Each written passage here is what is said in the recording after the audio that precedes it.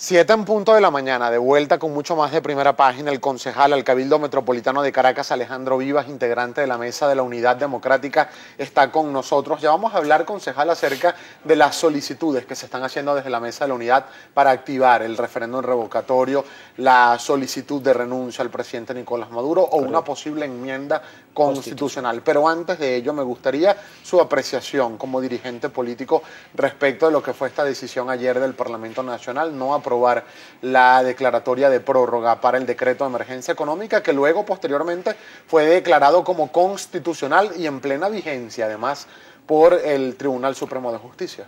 Sí, bueno, muchas gracias por la invitación, muchas gracias por este espacio. Lo primero que tenemos que decir desde el punto de vista político, no vayamos a entrar en profundidades jurídicas, ¿no? Del punto de vista político es ser coherente con lo que se hizo al principio. Es decir, la Asamblea Nacional rechazó ese decreto de emergencia económica en un principio, por tanto, la prórroga, tú no puedes aprobar una prórroga de lo que antes negaste. Pero ¿por qué se negó en un principio y por qué se niega ayer otra vez? Básicamente por estas razones. Uno, no se sabía qué era lo que iba a hacer el Ejecutivo Nacional con eso. Sencillamente se le daban ciertas prerrogativas, se le daban ciertas herramientas al Gobierno Nacional, pero el Gobierno Nacional no explicaba nunca qué era lo que iba a hacer en concreto. Pero además de eso no se sabía cómo habíamos llegado hasta acá, es decir, era necesario, justo y necesario que tanto la Asamblea como el país pudiese saber de boca de los protagonistas por qué habíamos llegado hasta acá, cuál era la política económica que ellos habían emprendido para poder llegar a esta crisis y a este caos y cuál era la que iban a tomar en adelante, porque tiene que haber propósito de enmienda, es decir, tú no llegas a una crisis económica sin tener que aceptar que lo que hiciste antes estaba mal.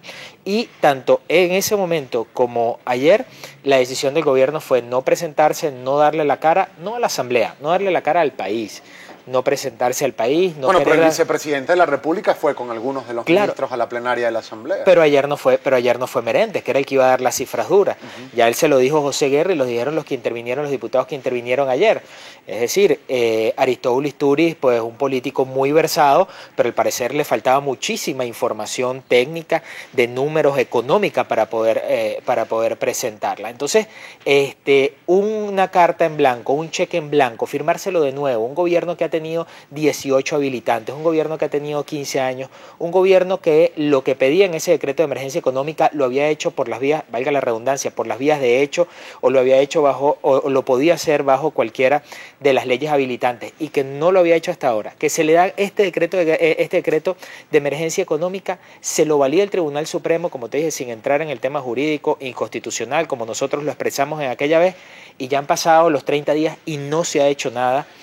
Y claro, los venezolanos no ven el beneficio. Fíjese, concejal, por ejemplo, que dos aspectos. Por una parte, el presidente de la República decía ayer que ya era una negación, la crónica de una negación cantada, anunciada, que ya se sabía que el Parlamento no iba a aprobar la prórroga del decreto de emergencia económica, porque de hecho el presidente de la República dijo que lo que se quería hacer allí era un show y dijo, y cito además al presidente Nicolás Maduro, no se puede esperar nada bueno de esa Asamblea Nacional. Bueno, hay que preguntarle no al presidente, sino a los venezolanos que votaron en su mayoría de una manera contundente por esa Asamblea Nacional que está ahí, tanto por los unos como por los otros. Por cierto, más de los que pudieron haber votado por su presidencia. Pero además de eso, la gran pregunta es ¿por qué volver a insistir en un modelo económico que ya fracasó? ¿Por qué volver a insistir en una prórroga de unos 30 días que no dieron ningún tipo de resultado? La pregunta es sencilla, yo le hago a los que nos ven ahorita en la casa. ¿Estamos mejor económicamente o está usted mejor económicamente? ¿A usted le alcanza más la plata? ¿Usted consigue más los productos? ¿Usted tiene mayor poder adquisitivo hoy que hace 30 días con este decreto de emergencia económica? Evidentemente que no. Entonces, ¿para qué prorrogar unas medidas que no van al fondo de la situación? Ahora, concejal, sin embargo, mucha gente se pregunta, y tuve oportunidad de leer algunos de los comentarios que expresan venezolanos comunes de a pie en redes sociales como por ejemplo Twitter o Instagram, y se preguntaban, por ejemplo, acerca de la institucionalidad en el país. Por ejemplo, se envía, porque lo establece así la Constitución, para que el Parlamento considere si prorroga o no el decreto de emergencia económica. Sin embargo, pareciera que realmente poco importa lo que pueda decidir el Parlamento Nacional, porque si lo negó como efectivamente lo negó, no ocurre nada, es decir, no se llega a ninguna consecuencia de esa negación, porque posteriormente entonces el Tribunal Supremo de Justicia lo avaló y lo declaró como constitucional, y dijo el propio presidente Maduro que está en plena vigencia la aplicación del decreto con su extensión por 60 días más. Entonces, ¿para qué enviarlo al Parlamento Nacional? ¿Qué consecuencia tiene la negación o la aprobación, en este caso, del decreto de emergencia económica en el Parlamento? Fíjate, tomando las palabras del presidente Maduro, un show político. Es decir, sí, ya al principio vimos lo que sucedió, donde la institucionalidad fue quebrantada. Y fue quebrantada, y hay que decirlo con toda responsabilidad, porque este es un gobierno que se quedó sin apoyo popular, este es un gobierno que se quedó sin el apoyo de las bases y de sus propias bases además. Este es un gobierno que a lo único que tiene que recurrir ahorita es al control institucional por vía de la fuerza y por vía de las cosas que han hecho que tiene hasta ahorita.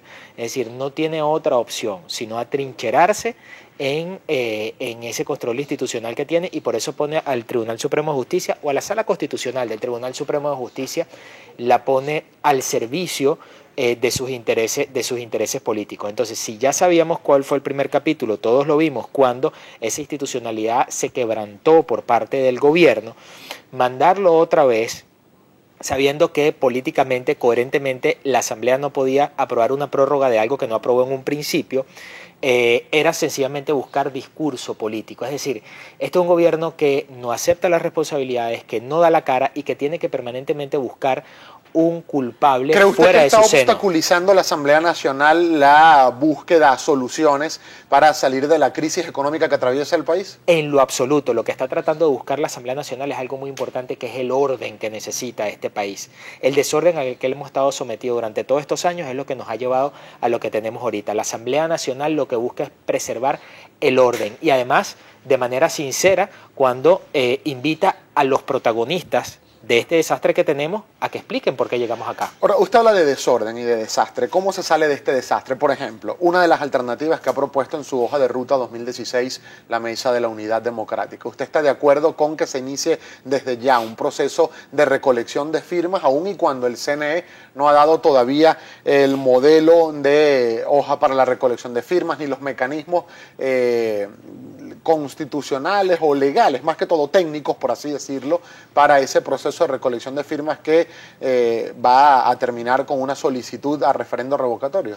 Fíjate, tenemos que decirlo, desde Primero Justicia y desde la Mesa de la Unidad Democrática siempre hemos presentado un camino de soluciones y un camino en el cual los venezolanos puedan progresar, que puedan ser dueños de su propio destino. Desde el pasado 6 de diciembre, cuando el pueblo habló contundentemente y de manera inequívoca por un cambio, Primero Justicia y la Mesa de la Unidad Democrática ha presentado soluciones, espacios para las soluciones, y el país ha sido testigo de eso. Hemos presentado la ley para la propiedad de la emisión vivienda, hemos presentado la ley para los estatiques de medicinas y alimentos para los pensionados y jubilados, hemos presentado la ley de producción nacional y se han presentado otras leyes. Y lo que hemos encontrado por parte del gobierno es un muro de contención, es saboteo, es querer aferrarse a el poder para mantener sus privilegios. Por tanto, el cambio de gobierno, más que un cambio de modelo, es un acto de salvación nacional. No es el cambio de gobierno por el cambio de gobierno. Aquí el interés no es sacar a Nicolás Maduro, sino que Nicolás Maduro y su gobierno se convirtieron en el obstáculo más grande entre la Venezuela que tenemos y la Venezuela que nos merecemos. Por eso la Mesa de la Unidad y Primero Justicia,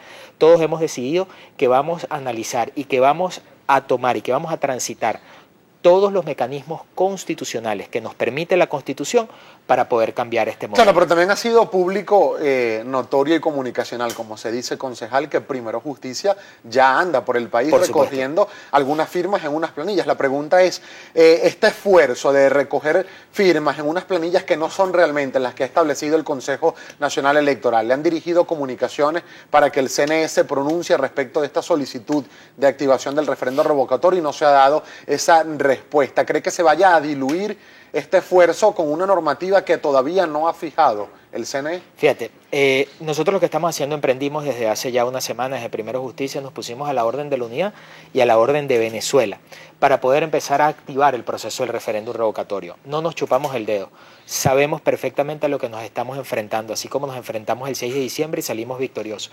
Esto es un gobierno que va a utilizar todos los mecanismos para tratar de enturbiar y de sabotear cualquiera de las vías. El referéndum revocatorio no es la excepción.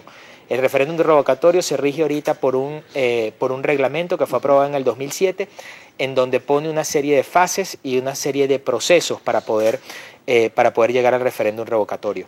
Nosotros estamos planteándonos ese escenario conjuntamente con la ley de referéndum que aprobó la Asamblea Nacional en primera discusión. Son cosas que pueden viajar en paralelo. ¿Qué estamos haciendo ahorita? Fíjate. Claro, concejal, pero perdone la precisión. Sí. El tema es por el esfuerzo. Claro. Y lo que es además el respeto también a la voluntad de muchos venezolanos. Si salen millones o miles de venezolanos a firmar en unas planillas, que son las que está utilizando en este momento el partido Primero Justicia para activar el referendo revocatorio, pero no son las planillas que ha determinado o que ha dictaminado legalmente o técnicamente el Consejo Nacional Electoral, ¿no se perdería ese esfuerzo?